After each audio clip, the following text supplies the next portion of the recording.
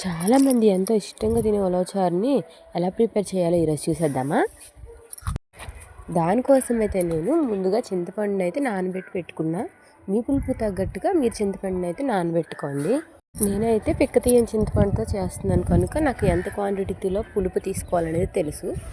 So మీకు idea ఉన్నంత వరకు మీరు తీసుకోవచ్చు. ఇంకా చింతపండు నానేసేసిన తర్వాత అమ్మమ్మ అయితే నాకు ఉలవలు చెరిగిచ్చేసారు. ఈ ఉలవచారు మనం పౌడర్తో చేసుకోవచ్చు, లేదంటే ఇలా డైరెక్ట్గా ఉలవల్ని ఉడికించి చేసుకోవచ్చు. నేనైతే ముందు ఉలవల్ని ఫ్రై చేసేసుకుంటున్నాను. కొంచెం చిట్టుపట్లాడేలాగా ఫ్రై చేసుకోవాలి. మరీ ఎక్కువ డీప్గా ఫ్రై చేస్తే అవి ఉడకవు. ఇంకా అవి ఫ్రై అయిపోయిన తర్వాత వాటిని ఒక గిన్నెలోకి తీసుకుని మంచిగా వాష్ చేసుకుంటా. ఏమైనా దుమ్ము ధూళి ఉంటే అవి పోతాయి. ఇంకా వాష్ చేసుకున్న తర్వాత ఆల్రెడీ నేను ఎందులో అయితే ఫ్రై చేసుకున్నానో మళ్ళీ అదే గిన్నెలోకి ఈ ఉలవలను అయితే యాడ్ చేసుకుని దానికి తగిన వాటర్ కూడా యాడ్ చేసుకున్నాను. ఇవైతే చక్కగా ఉడికిపోవాలన్నమాట.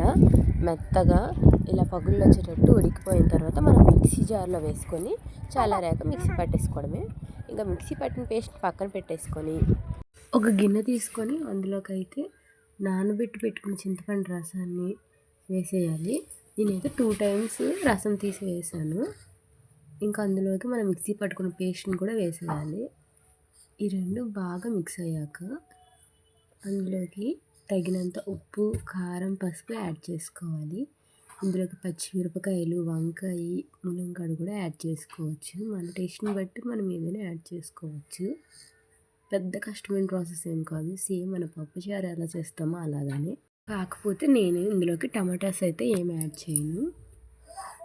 ఇంకా పసుపు అవన్నీ వేసేసాం కదా, అవన్నీ వేసి మళ్ళీ ఒకసారి బాగా కలిపేసి ఇంకా స్టవ్ ఆన్ చేసి మళ్ళీ స్టవ్ మీద పెట్టేసుకోవడమే.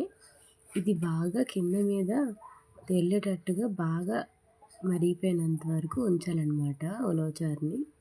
ఇంకా ఇది బాగా మరిగిన తర్వాత పక్కన పెట్టేసుకొని తాలింపుకి అయితే అన్నీ రెడీ చేసేసుకోవడమే. తాలింపులోకి అయితే నేను వెల్లుల్లిపాయలు, కరివేపాకు, ఎండుమిరపకాయలు తీసుకున్నా.